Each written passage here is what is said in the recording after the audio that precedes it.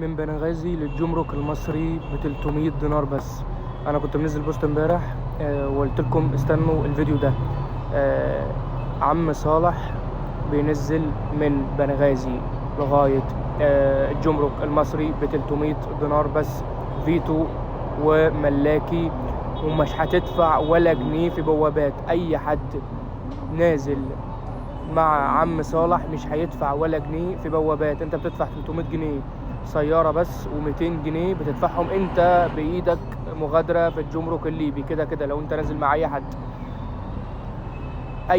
حد نازل مع عم صالح مش هيدفع جنيه واحد في بوابات.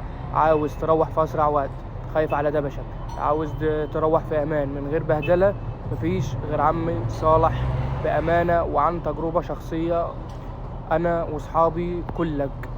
ب 300 دينار من بنغازي لغاية الجمرك المصري من غير ما تدفع ولا جنيه في اي بوابة. اي حد يطلب منك جنيه واحد في اي بوابة كلمني على طول. مش هتدفع ولا جنيه غير ال 300 دينار بتدفعهم اول ما بتركب. ما بتدفعش ولا جنيه غير لما بتنزل في الجمرك الليبي.